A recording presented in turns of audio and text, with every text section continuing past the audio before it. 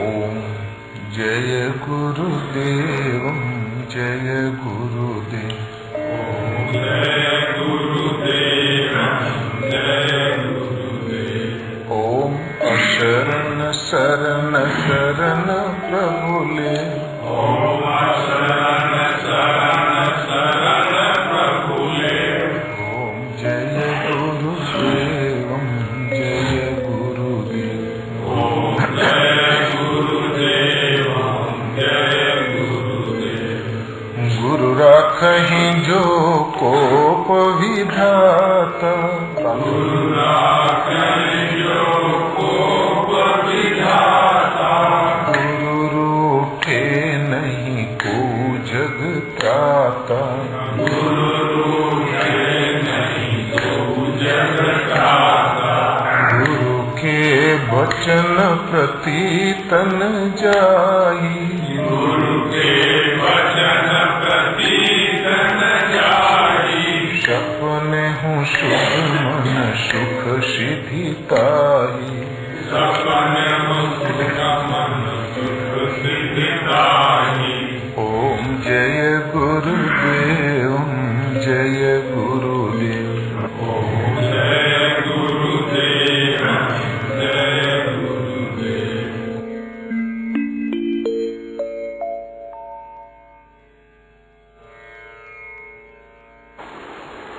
आपका प्रश्न इतना लंबा है कि 2-1 मीटिंग लग जाए, लेकिन शॉर्ट में बस केवल इतना है कि उद्धार कैसे हो। बस इतना ही ना, उद्धार कैसे हो। एक परमात्मा की शरण गए बिना किसी का उद्धार नहीं हुआ है न कभी होगा।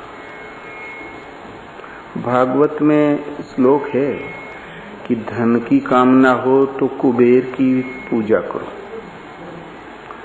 स्त्री पुरुष में प्रेम बना रहे पार्वती की पूजा करो, विजय चाहना हो तो दुर्गा की पूजा करो, बुद्धि चाहना हो सरस्वती की पूजा करो। इस प्रकार 15-25 पॉइंट गिनाए, लेकिन यदि आत्मानुभूति चाहना हो, परम श्रेय चाहना हो तो एक परमात्मा का ही भजन करना चाहिए। बस वो इनमें से कोई नहीं दे सकता। तो पूर्व मनुष्यों ने घूम फिर कर एक परमात्मा के ऊपर बल दिया है। तो रामचंद्र के भजन बिनु जो चह पद निर्वाण, ज्ञानवंत अपि शोपि नर पशु बिनु पूछ बिखान। राम एक अविनाशी परमात्मा के भजन बिना यदि कल्याण चाहता है तो बगैर सिंह पूंछ का पशु है। भला इससे ज्यादा कोई क्या गालियां देगा। हम पता नहीं किस किस पोस्ट से गुजरे और तुलसी हमें कहता है पशु। नहीं, सुग्रीव को संदेह हो गया था कि ये 2 शूरवीर आ रहे हैं, बाली का मन मैला है, उसी ने कहीं लगा तो नहीं दिया। हनुमान तुम जाओ जांच करो, मुझे इशारा कर देना, मैं इधर ही से फरार हो जाऊंगा। हनुमान ने कहा बेफिक्र रहो, मैं अभी जाता हूँ। छद्म वेश बनाया विप्र का और पहुंच गए और लगे उल्टी सीधी परीक्षा लेने।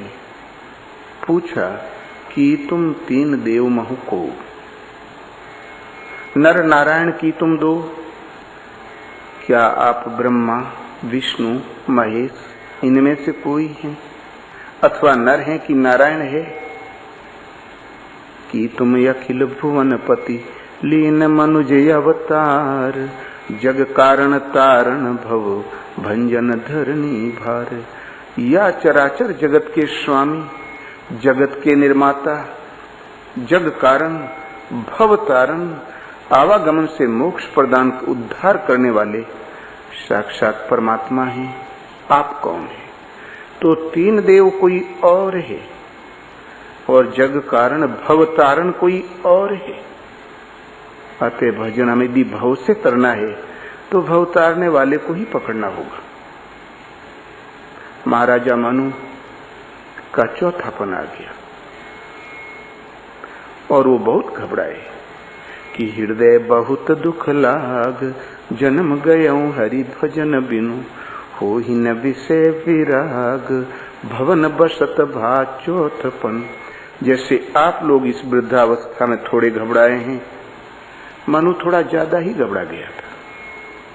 वो घबराहट सबके पास है, मनु में थोड़ी ज्यादा थी। बरबस अपने पुत्र को राज्य दिया, गए नैमिषारण्य, ऋषियों से मिले, साधना का क्रम समझा और एकांत शांत में जब भजन में बैठे तो विचार किया। विष्णु विरंची शंभु भगवान, उपजई जासु अंश ते नाना, ऐसे हूँ प्रभु सेवक बसे हैं, वेद पुराण सुमृति अस कहीं। जो यह बचन सत्य श्रुति भाखा, तो हमार पूजहि अभिलाखा। ब्रह्मा विष्णु और महेश ये तीनों भगवान जिनके मात्र एक अंश से अनंत उत्पन्न होते और विलय होते रहते हैं, ऐसा भगवान भी सेवक के बस में है। यदि श्रुति का यह वाक्य सच है तो मेरी अभिलाषा अवश्य पूरी करेंगे और वो लगे भजन में। सेवा का अर्थ लौकिया टाल करना नहीं होता, सेवा का अर्थ सेवन करना होता है। उन्हें पकड़ो, उन्हें धारण कर लो और लगे भजन में। तो ऐसा भी कोई प्रभु है जिनके अंश से ब्रह्मा विष्णु महेश अनंत उत्पन्न होते और विलय होते रहते हैं। पूरा भारत या तो शैव है या विष्णु है या शाक्त है, और पुष्कर में ब्रह्मा की उपासना। जिसकी शरण में जाना चाहिए उसकी शरण तो कोई नहीं गया आज तक। इतनी बड़ी भ्रांति में भारत उलझा हुआ है। इसलिए आवश्यक है कि हम भजन किसका करें, कैसे करें। हम उपासक किसके हैं? कोई शिव, शिव का उपासक, कोई विष्णु, विष्णु का उपासक। पूरी अयोध्या चित्रकूट विष्णु, 3 तिलक और विष्णु के उपासक। विष्णु उपासक की पहचान है कि 36 करोड़ देवताओं को माने, और शिव उपासक का पहचान है कि विष्णु की नाम न ले। ये भ्रांति देखो। लेकिन ये महापुरुष कहते हैं कि विष्णु विरंची शंभु भगवाना, उपजे जासु अंश ते नाना, ऐसे हूँ प्रभु सेवक बसे। ऐसा भगवान भी सेवक के वश में हो जाता है। यदि वेद पुराण स्मृति कहें, यदि श्रुति का ये वाक्य सच है तो हमारी अभिलाषा अवश्य पूर्ण करेंगे। वो भजन बैठ गए तो विधि हरिहर तप देखी अपारा, मनु समीप आए बहु बारा। मांगहु बर बहु भांति लुभाए, परम धीर नहीं चलई चलाए। ब्रह्मा विष्णु महेश अपार तप की निष्ठा देखकर मनु समीप आए बहु बारा। एक बार नहीं, बार बार आए। वर मांगो, वर मांगो। बहु भांति लुभाए, कुछ दे नहीं रहे थे, लुभाए। खड़ विकार है। उनमें से विश्वामित्र काम से गए, नारद अहंकार से गए, पूरे अंकुरे गर्भ तरु भारी। लेकिन जिस मनु महाराज की रची हुई सृष्टि, देवलोक, स्वर्ग लोक, नरक लोक, सब मृतलोक, भला उनको ये भला अप्सराएं क्या फोड़ेंगी, देवता ही क्या फोड़ लेंगे। तो मनुष्य जो श्रेष्ठ थे वो विभूतियां पहुंची। ब्रह्मा विष्णु महेश, विष्णु पद ले लो, शिवलोक ले लो, ब्रह्मधाम ले लो, बहु भांति लुभाए, कुछ दे नहीं रहे थे। इन खड़ विकारों में से एक विकार है लोभ। उस लोभ को थोड़ा आगे बढ़ा रहे थे।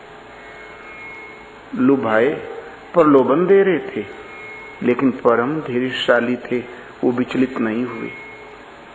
तब भगवान ने देखा कि ये मन कर्म वचन से केवल मुझे ढूंढ रहा है, तो भगवान ने आकाशवाणी दी, तुम मृतक जियावनी गिरा सुहाई, श्रवण रंध्र हुई उर जब आई, हिष्ट पुष्ट तन भय सुहाए, मानहु अभई भवन ते आए। वो मृतक जियावनी, ये मुर्दा जिलाने वाली नहीं, यहाँ जो बैठे ये भी मृतक ही तो है। वासांसी जीर्णानी यथा विहाय, नवानी गृणाति नरोपराणी, तथा शरीराणी विहाय जीर्णान यन्यानि संयाति नवानी देही। जैसे पुराने वस्त्र को त्याग कर मनुष्य नया वस्त्र धारण कर लेता है, ठीक इसी प्रकार भूतादिकों का स्वामी आत्मा जिस शरीर रूपी वस्त्र को त्यागता उसे फेंक कर और दूसरा नवीन वस्त्र धारण कर लेता है।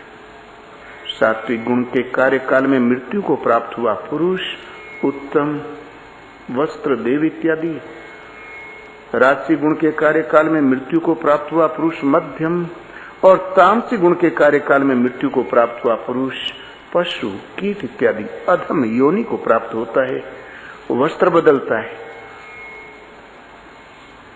तो जो ये वस्त्र हमारे पास है ये आज है तो कल इसको बदल ही जाना है। जन्मा बड़ा हुआ फला फूला सफेदी आई और जय सिया राम, राम नाम सत्य। ये मुर्दा तो अपने आप जी जाएगा, ये शरीर छूटा तो दूसरा मिल जाएगा, नहीं मिल जाएगा। जड़ भरत का मोह हो गया था एक मृगे में, उतना बड़ा महापुरुष, पहले चक्रवर्ती नरेश थे, फिर महात्मा हुए, जड़ भरत हो गए, एक मृगे में लगाव जरा सा हो गया तो एक जोनी मृगे की ही लेना पड़ा उनको। शरीर तो मृतक हुआ कि पुनः मिला, जब तक स्वरूप नहीं पा जाओगे ये सिलसिला लगा ही रहेगा। किंतु मरण धर्मा मनुष्य को अविनाशी पद अमृत स्वरूप आत्मा प्रदान कर देने वाली वाणी जब हृदय में गूंजी तो इष्ट पुष्ट तन भय सुहाए, मान्यहु अभहि भवन ते आए। तुरंत उनका शरीर इष्ट पुष्ट हो गया। उन्हें ऐसा प्रतीत हुआ कि अभी अभी हम महल से उतर के आए ही थे कि भगवान मिल गए, बड़ा सस्ता सौदा। क्यों? भजन तो इतना किया था कि अस्थि मात्र होई रहे शरीरा, तबहु मनाग मने नहीं पीरा। बड़ा कष्ट वाली मंजिल तय की उन्होंने, अस्थि पंजर मात्र हो गए थे, लेकिन मृतक जियावनी वाणी गूंजी तो इस मृत लोक के भय और भान समाप्त हो गए।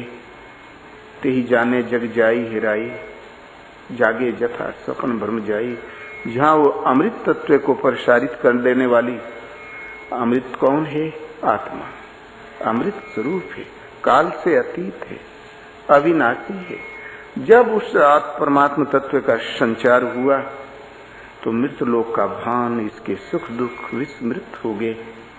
भगवान ने कहा कि कुछ वर मांगो, शायद भक्त को कोई इच्छा हो। तो बोले भगवान केवल आप चाहिए। तो बोले भाई मेरे जैसा कोई है ही नहीं सृष्टि में, मैं कहां से लाऊं, मैं ही तुम्हारा हूं। ये छोटा सा मॉडल है रामचरितमानस का, सूक्ष्मीकरण है और इसी का विस्तार पूरी ये रामायण है रामचरितमानस। ये एक योग साधना का अंग है रामायण। ते ही में रुचिर सप्त सोपाना, रघुपति भक्ति केर पंथाना। इसमें 7 कांड योग भगवत पथ की 7 भूमिकाएं, 7 सीढ़ियां हैं। क्रमशः 7वीं सीढ़ी पार करके भगवान से जो विभक्त हो भक्ति तद्रूप एकाग्रता प्राप्त कर लोगी। ये 7 कांड 7 भगवत पथ के सोपान है, योग पथ की 7 भूमिकाएं हैं। अर्थात एक परमात्मा का भजन, यदि भव से करना है तो एक परमात्मा का भजन करना होगा, और कुछ कोई वस्तु चाहिए तो किसी से भी कुछ ले सकते हो। लेकिन जो भगवान को हमने मांग लिया तो भगवान का अविनाशी शाश्वत कण कण में व्याप्त सर्वज्ञ सारी विभूति आपके साथ है। तो तुलसी मूले से ये फूले फरे अघाए। तो 2 लोक में लाभ चाहो, परम श्रेय की प्राप्ति चाहो तो एक उपाय, कि जो पर लोक यहाँ सुख चहु, सुनि मम बचन हृदय दृढ़ गहु, सुलभ सुखद मार्ग यह भाई, भक्ति मोरी पुराण श्रुति गाई।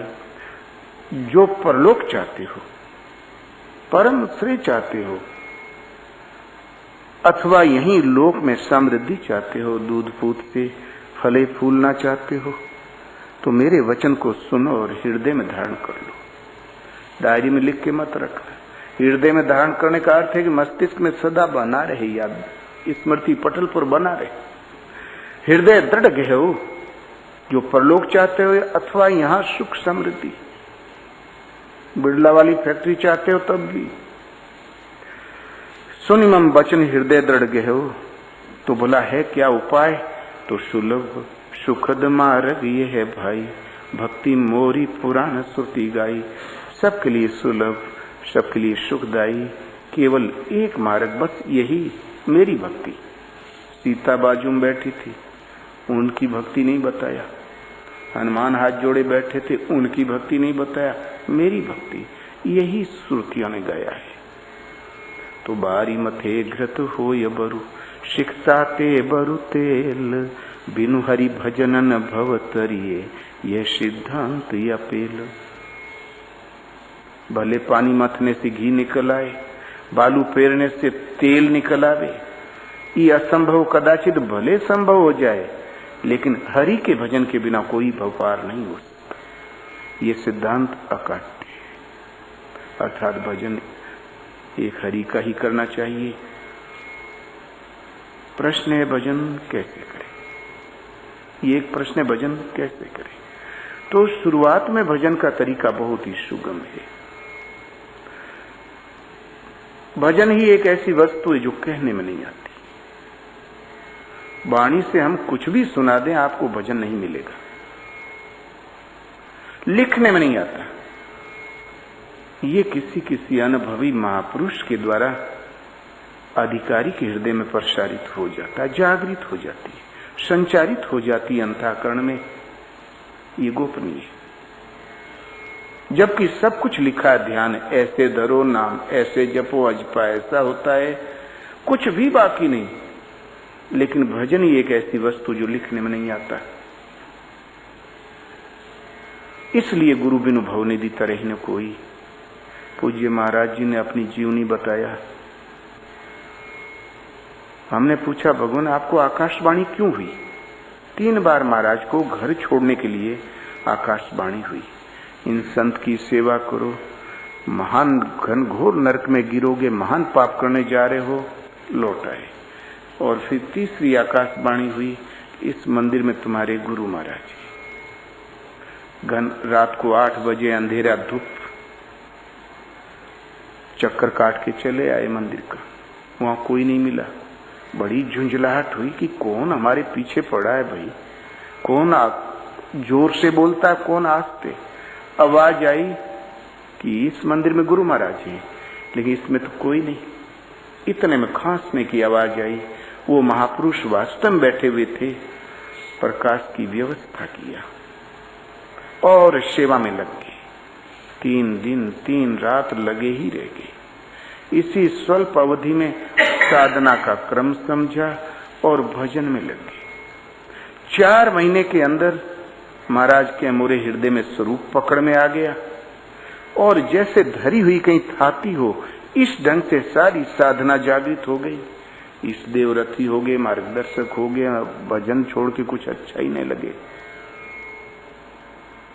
उमा राम प्रभाव जिन जाना तिन्हीं भजन तजी भावने आना, कुछ अच्छा ही नहीं लगे। हमने पूछा, भगवान सबको तो आकाशवाणी नहीं होती, हमें तो नहीं हुई, आपको क्यों हुई? तो बोले ये शंका हमें भी थी कि हमें आकाशवाणी क्यों हुई। जहां ये शंका मन में आई तो भगवान ने फिर बताया कि पिछले 7 जन्म से लगातार मैं साधु रहा हूं। 4 जन्म तो झूठे कमंडल लेके घूमत हूं संतों के बीच में, कबो विभूति पोते हूं, तिलको लगाया हूं, कमंडल लिए हूं, कबो सेवारत हूं। हम बोले महाराज जी झूठे का मतलब? कि बोले कुछ आता जाता नहीं है, साधना जागृत नहीं है, हाँ राम ओम खूब रटे पड़ा, किंतु हूं सच्चा चरित्र जैसा कि साधु को होना चाहिए।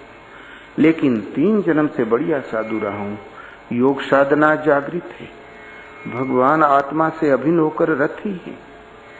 पिछले जन्म में पार लग गया था, लेकिन छोटी छोटी 2 की इच्छा मन में रह गई, इसलिए जन्म लेना पड़ा।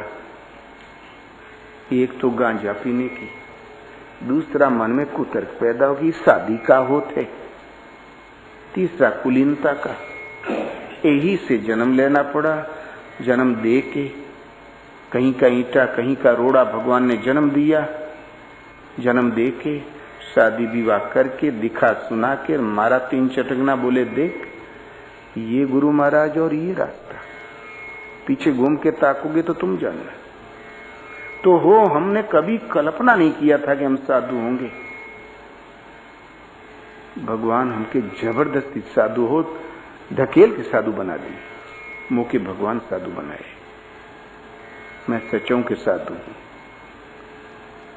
तो 4 जन्म झूठे, 3 जन्म से बढ़िया साधु रहा। तो साधना जागृति तब है जब भगवान हमारे साधन को स्वीकृति दे। यदि वो स्वीकृति नहीं देते तो हमारा भजन, हमारा प्रयास, एडमिशन के लिए प्रयत्न अवश्य है, लेकिन पूर्ण निवृत्ति दिला देने वाले भजन नहीं है। और वो जागृति जब कभी किसी को मिली है तो सदगुरु के द्वारा, और उसका कोई उपाय ही नहीं। इसलिए गुरु बिनु भव निधि तरही न कोई, जो विरंची शंकर सम होई। तो महाराज की शरण में हम जब पहुंचे तो करीब 1.5 महीने तक भजन तो पहले ही दिन बता दिया कि ऐसे करो न ऐसे मत, इस तरीके से चलो। और हम करते भी थे, रोज कुछ न कुछ सत्संग मिलता रहा। लेकिन महाराज कहें अबे कुछ हो नहीं, अबे तो कुछ हो नहीं। तो हम सोचे कुछ कहते होंगे। और 1.5 महीने के पश्चात वो हमने महाराज से निवेदन किया, महाराज जी हमें कोई बीमारी तो नहीं हो गई? बोले कैसन? हम बोले ये 1-1 इंच पर ये सब जगह तड़तड़ पूरा शरीर मशीन की तरह तड़क रहा है, फड़क रहा है। उसके अनुरूप कुछ दृश्य भी आने लगे। हम बोले क्या है ये? तो बोले बेटा राम रावण युद्ध शुरू हो गया, क्षेत्र क्षेत्रज्ञ की लड़ाई शुरू हो गई। अब रावण मरी, राम का राज्य अभिषेक हुई, तबे छुटकारा, बीच में कहीं विराम नहीं। बेटा भजन शुरू हो गया। तो मन बस हुई तभी जब प्रेरक प्रभु बरजे। ये अयुक्त मन तभी वश में होता है जो वायु से तेज चलने वाला है। भला हवा भी कहीं रोके रुकती है। ये वायु वेग से दौड़ा करने वाला मन, अरे 3 सेकंड में त्रिलोक की परिक्रमा करके लौट आता है। वायु तो एक उदाहरण है, वायु कुछ नहीं है। ये तभी वश में होता है जब प्रेरक प्रभु बरजे। प्रेरक के रूप में जिस परमात्मा की हमें चाहे और जिस सतह पर हम बैठे वो उतर आए और हमारा रोकथाम करने लगे, हमारी सार संभाल करे, हमें रास्ता बताएं, हमें पढ़ाएं। महाराज की शरण में जब हम आए तो महाराज के हो फलानी जगह भगवान मुँह के पतित हुए से बचा लिया, फलानी जगह भगवान ने हमको ये कहा, वहां पर अनुभव में ये मिला। तो हमने सुनत एक 7 दिन बाद हमने प्रश्न किया। हम बोले महाराज जी क्या भगवान बातें करते हैं? बोले हाँ हो, भगवान ऐसे बतियावत हैं जैसे हम तुम बैठ के बतियाई, घंटों बतियाई और क्रम ने टूटे। तब हम बहुत उदास हो गए। हम बोले जैसे भजन तो हम कर ही लेंगे, लेकिन भगवान को बतियाने के लिए कहां पावे। चुप। एक 15 मिनट बाद फिर बोले काहे घबराते, तोहू से बतियाई। लेकिन ढाढ़स तो बंधा, लेकिन भूखा खाए पतियावे। भला बातों से तो उसकी भूख मिटेगी नहीं। हम मन ही मन सोचे चलो अच्छा है, अब जब बतियाई तब ने समझब, किंतु बिल्कुल सच। 1.5 महीने बाद वो जागृति का पहला चरण मिला, कुछ समय बाद दूसरा, फिर तीसरा, फिर चौथा, ये इस तरह उठता जाता है। सने सने परमात्मा ही अपनी माया की स्थितियों से अवगत कराते हैं, अपने आलोक का भान दर्शन दिलाते हैं, और उठाते उठाते जब माया का पलड़ा सर्वथा शांत हो जाता है तो ईश्वरीय आलोक मात्र शेष रहता है, उसकी भी पहचान वो स्वयं देते हैं। अंत में आप में दृष्टि बनकर खड़े हो जाएंगे, सामने स्वयं। नहीं समझोगे तो समझा लेंगे, नहीं मानोगे तो मना लेंगे। इसलिए भजन ये जागृति कि जिस परमात्मा की हमें चाह है और जिस सत्य पर हम खड़े हैं, वो हमारी पुकार ऐसी हो कि वो उतर आए, आत्मा से अभिन्न होकर खड़ा हो जाए और हमारा मार्गदर्शन करने लगे। ये जागृति जब कभी किसी को मिली है तो सदगुरु के द्वारा मिली है, और सीधा उसे पाने का कोई तरीका नहीं। और इसलिए पहला काम तो ये करो, जब एक ईश्वर, उन प्रभु के प्रति दृढ़ संकल्प हो जाओ। भगवान एक से दो कभी हुआ ही नहीं, उनके प्रति और कण कण में व्याप्त है, जहां कोई नहीं वहां विद्यमान है। उसका निवास आपका हृदय देश है। जब कभी किसी ने पाया तो हृदय में पाया है। उन एक परम प्रभु के प्रति दृढ़ संकल्प हो जाओ, अपने को समर्पण करके उन प्रभु का जो परिचायक हो, ऐसे किसी एक नाम का जाप शुरू करो।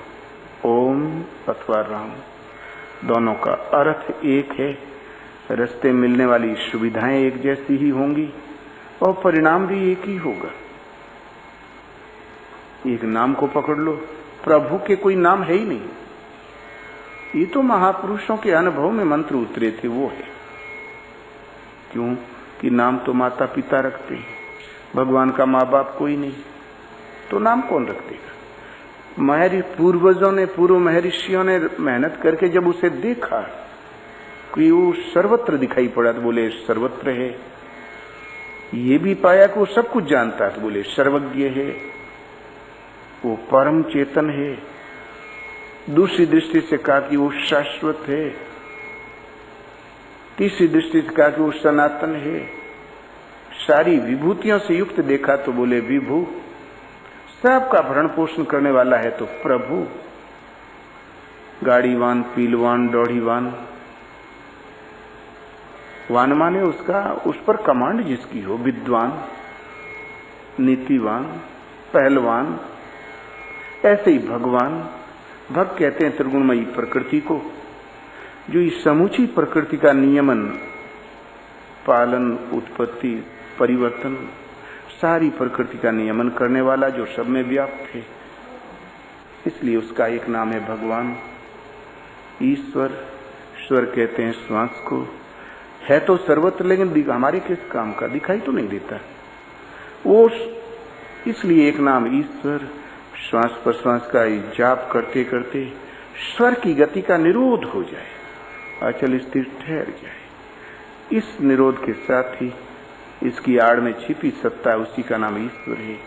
इस तरीके से ओम, ओम माने वे अविनाशी परमात्मा, अहम माने आप स्वयं, जिसका निवास आपके हृदय देश में है। कभी कभी लोग संकट मोचन जपते हैं तो कुछ दिन में इच्छा होती है आखिर संकट मोचन रहते कहां पर है, तो काशी भाग जाओगे। विंध्यवासिनी जपोगे तो विंध्या चला जाओगे। पशुपतिनाथ जपते जपते इच्छा होगी कि हम अवश्य दर्शन करेंगे तो नेपाल भाग जाओगे। ओम जपते जपते मन करेगा इनको भी देख लें कहाँ रहते हैं, तो हृदय में भागना पड़ेगा। जो उस परम तत्व परमात्मा का बोध करावे, ऐसा ओम अथवा राम। गीता के अनुसार ओम जपने पर भगवान कृष्ण ने ज्यादा बल दिया। एक नाम का जाप और उसी के अर्थ स्वरूप जब सद्गुरु उपलब्ध हो जाएं, तब ध्यान का प्रश्न आता है। बीच में ध्यान, नाम जपो, प्रार्थना करो अनुनय विनय के साथ। चलते फिरते उठते बैठते नाम याद आया करे तो सोने में सुहागा है। सुबह शाम बैठ के आधा घंटा समय अवश्य दिया करें। इस वृद्धावस्था में तो थोड़ा ज्यादा ही दे दे तो अच्छा। और फिर जीवन के हर मोड़ पर नाम याद आवे। भगवान राम जब वाल्मीकि आश्रम में गए तो पूछा मैं कहाँ रहूं, तो बोले आप कहाँ नहीं है वही बता दीजिए। तो राम ने समझा कि यहाँ तो पोल खुलाई है। फिर वाल्मीकि बोले कि हैं तो सर्वत्र लेकिन दिखाई नहीं देते, प्रत्यक्ष रूप में कहाँ रहें। तो जिनके श्रवण समुद्र समाना, कथा तुम्हारी शुभग शरी नाना, भर ही निरंतर हो ही न पूरे, तिनके ही तुम कहाँ ग्रह रूरे। जिनके श्रवण समुद्र के समान, कथा रूपी धाराएं रात दिन गिरती है, कभी तृप्त नहीं होते। उनका हृदय आपका बहुत ही सुहावना घर है, वहां निवास करें। लोचन चातक जिन करी राखे, रहें दरस जल धर अभिलाखे। निदरहि सरित सिंधु सर भारी, रूप बिंदु जल होहि सुखारी। जिन्होंने अपने नेत्रों को चातक बना रखा है, सरिता सर समुद्र सारे जलाशयों को त्याग के एक चातक जैसे एक स्वाति बूंद के लिए पिपासु है, ऐसे ही जो आपके स्वरूप रूपी बिंदु के लिए जो प्यासे हैं नेत्र भगवान, उनका हृदय आपका घर है। तुम ही निवेदित भोजन करही, प्रभु प्रसाद पट भूषण न कर धरही। आगे कहते हैं कि जागत सोवत शरण तुम्हारी, तुम ही छाड़ी गति दूसर नाही, राम बसे तिनके मन माही। तुम ते अधिक गुरु ही जिए जाने, सर्व भाव सेवई सन्मानी। सब करी मांगे ही एक फल, राम चरण रति हो, तिनके मन मंदिर वश सिय रघुनंदन दो। मतलब वस्त्र पहनते, खाना खाते, शौच जाते, बाहर जाते, किसी कार्य पे जाते, लौटते, लेटते, बैठते, सोते, जागते, हर परिस्थिति में जीवन के हर एक्शन पर प्रभु का सुमरण बना रहे, ये भजन है। स्मृति हर मोड़ पर प्रभु का सुमरण बना रहे, जागत सोवत शरण तुम्हारी। और इतना ही नहीं, विश्वास का जहां तक प्रश्न है, तो मैं ही छाड़ी गति दूसरा नहीं। आपको छोड़ के जिसको दूसरा किसी का भरोसा नहीं हो, राम बसव तिनके मन माही।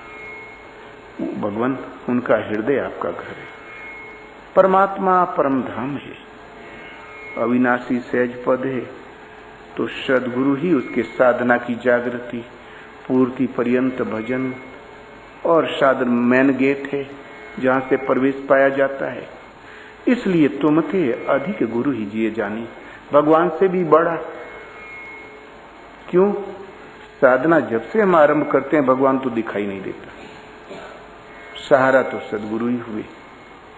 पूर्ति पर्यंत भजन की जागृति उनसे, भजन में सहयोग उनसे। सनेश ने चलते चलते जब मूल का स्पर्श कर लिया, स्पर्श के साथ ही गुरु का गुरुत्व आप में भी प्रवाहित हो गया। गुरु ने चेला पुरुष अकेला, उसके बाद में है भगवान। भगवान रिजल्ट। और शुरुआत में आपको बातें करेंगे, समझाएंगे, सार संभाल भी होगी, लेकिन प्रत्यक्ष अनुभूति तो परिणाम है। इधर अनुभूति, इधर भजन खत्म, इधर सृष्टि खत्म। जानत तुम्हें हो जाए, उन्हें जानकर वही हो जाता है। सेवक सदा के लिए खो जाता है, स्वामी ही शेष बच रहता है। भला ऐसा भी संभव? सूरशरी मिले सुपावन कैसे, ईसनी सही अंतर जैसे। एक गिलास गंगा जल, उसका नाम है एक गिलास, और गंगा में मिला दें तो गिलास भर नाम है कि गंगा का प्रवाह, बस। तो ईश्वर अंश जीव अविनाशी उन परमात्मा का विशुद्ध संतान है। साधना के सही दौर में पढ़कर जहां उस परम व्यापक का जहां स्पर्श किया, तो व्यापक ही रहता है, और जो थोड़ा था उसका नाम निशन मिट जाता है। इतना ही नहीं, वो परमात्मा ही उस थोड़े वाली जगह पे प्रवाहित हो जाते हैं। इसलिए संत और भगवंत में अंतर नहीं रहता। उस टाइम तो भगवान एक रिजल्ट थे, मिल ही गए, तब फिर बाद में भजन पूरा हो गया, फिर ढूंढना क्या, फिर पुकार किससे और कौन करे। इसलिए भजन का प्रथम चरण है कि एक प्रभु में दृढ़ संकल्प होकर कि तुम्हें छाड़ी गति दूसरा नहीं। एक तो ये दृढ़ संकल्प हो जाओ, दूसरा जागत सोवत चलते, वस्त्र पहनते, खाना खाते, अपने कार्य पर जाते, जीवन के हर मोड़ पर अपना स्मृति पटल पर बना रहे प्रभु का नाम, वो भी प्रार्थना विनय के साथ बस। और सुबह शाम बैठ के आधा घंटा, पौन घंटा, 1 घंटा तक समय अवश्य दें। बस बच्चे नाती अपने संस्कार लेकर आए हैं, उतना अवश्य पा जाएंगे, उससे न एक सूत ज्यादा न कम। फिर मनुष्य कर्मों का निर्माता है, वो नवीन साधना करके नया अपने कर्मों की संरचना कर सकता है। ये कर्मों के आश्रित नहीं है, पूरा जीव जगत कर्मों के आश्रित है। उतनी ही परिधि में चक्कर मारता है, लेकिन मनुष्य कर्मों का सृजन करता है। हमारे कर्म में कुछ भी नहीं लिखा है, आप भगवान को पा जाओगे यदि मनुष्य शरीर है और यदि आप विचार करके एक इस रास्ते पर लग जाएं तो।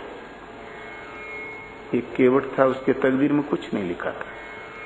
साधु समाजन जासू लेखा, राम भक्ति करता सुन रेखा। राम भक्ति की रेखा थी ही नहीं तकदीर में। लोग कहते हैं कर्म में लिखा नहीं, केवट के कर्म में लिखा ही नहीं था।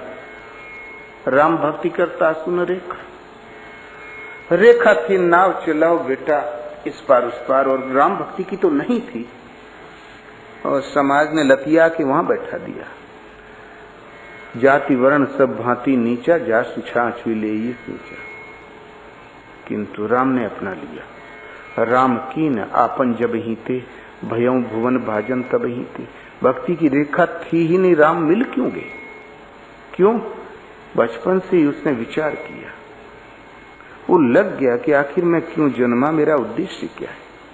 ये क्या है, सुबह से शाम तक इस पार उस पार नाव ले जाओ, नाम लाओ, ये क्या? बस वो चिंता में लग गया, आस्ते आस्ते सुमिरन में लग गया और भगवान की प्रतीक्षा में लग गया। उसका रात दिन नाव तो एक बहाना था, भगवान ही की प्रतीक्षा में उसका दिन और रात बीतने लगा। जागत सोवन शरण तुम्हारी, भगवान को आना भी पड़ा और बोले तात रहूं पूरे आवत जाता। किसी गरीब को लोग अपनाते तो कहते हैं तू हमारा चल यहाँ बैठ, किंतु भगवान राम ने छाती से लगाया, तुम मम प्रिय भरत संभ्राता, तात रहूं पूरे आवत जाता। तुम्हारा हमारे हृदय में वही स्थान है जो भाई भरत का है। हमारा घर तुम्हारा घर है, तुम हमारे घर आते जाते रहना, कोई भेद नहीं। जब से राम ने अपनाया, राम कीन आपन जब ही ते, भयों भुवन भाजन तब ही ते। तीनों लोकों में यदि कोई पवित्र पुरुष था तो केवट। इसलिए कर्म में लिखा हो अथवा न लिखा हो, लिखे की हमें कोई जरूरत नहीं। यदि मनुष्य शरीर उपलब्ध है तो जो जस करे सो तस फल का। मनुष्य कर्मों का रचयिता है, निर्माता है। हम अपने समझें कि हमारा लाइन कौन सी है, समझो और लग जाओ, पा जाओगे। इसीलिए भजन में समय देना चाहिए। बातें तो बहुत हो चुकी। रामचरितमानस के अनुसार भजन के 3 पॉइंट है, नाम, रूप और एक होती है विद्या। विद्या तो सदगुरुओं के अखाड़े में संभव है, वो लिखने में नहीं आती है। लेकिन नाम और रूप 2। तो पहले नाम जपो, भगवान से प्रार्थना करो कि प्रभु जिस हृदय में आप निवास करते हैं ऐसे सदगुरु की शरण में भेजें तो भगवान भेज देते हैं कान पकड़ के और कहीं कुछ। महाराज कहें, आकाशवाणी हुई कि इस मंदिर में गुरु महाराज मिले। बोले हो उन महात्मा को हमने 50 बार सड़क पर चलते हुए देखा था। लोग कहते थे हो पगला जा रहा है, और मैं भी जानता था अपने मन में कि पगला है, लेकिन आकाशवाणी हुई कि तुम्हारे गुरु महाराज है इसमें। तो को कहा संत हम चीना, तो तुलसी कानों पर हाथ धर दिया। तुलसीदास से किसी ने कहा कि हमने संत को पहचाना, तो तुलसीदास जी ने दोनों कान आपने बंद कर लिए। बोले अरे राम राम, इतना बड़ा झूठ हम नहीं सुन सकते। किन आंखों से देखा? भगवान मन बुद्धि से परे है। मन बुद्धि का निरोध करके तो भगवत्ता को पाता है। जहां संशयों का अंत है वहीं वो संत है। भला मन बुद्धि से परे जो वस्तु है उसको तुमने कैसे पहचाना? इंद्रियों से देखा नहीं जा सकता, मन से अनुमान लगाया नहीं जा सकता, तुमने कैसे पहचाना कि संत पहचान लिया? ऐसी परिस्थिति में उनकी पहचान संत विशुद्धि मिलहि परिते ही, राम कृपा करी चितवांचे ही। विशुद्ध संत उसी को मिलते हैं, भगवान कृपा करके एक निगाह जिसे देख लेते हैं उसे संत मिल जाते हैं। अब भगवान को क्या गरज पड़ी कि आप पर कृपा करें? उनको आप पुकारिए, उनको आप सताइए, उनको चैन से रहने मत दीजिए। जागत सोवत शरण तुम्हारी प्रभु, जिस गठ में आप निवास करते हो शरण उनकी शरण दे। क्योंकि विशुद्ध संत उन्हीं को मिलते हैं जिन पर प्रभु कृपा करके एक निगाह देख ले। सब सही है, सब सही है। गुरु करे जान के, पानी पिए छान के। ठीक है, जान के ही करना चाहिए, रास्ता देख के चले। कोई जीवन में ऐसा काम न करे कि आजीवन शोचनीय हो जाए, कभी चित्त से न उतरे। खूब नाम जपा करो, एक प्रभु में दृढ़ संकल्प हो जाओ। कोई कैसे भी महात्मा दो रोटी के नहीं चूके का चाहिए। और जब संतों का सानिध्य बना रहे, सदगुरु मिले जाहि जिन संशय भ्रम समुदाय। बोलो श्री गुरुदेव भगवान की जय।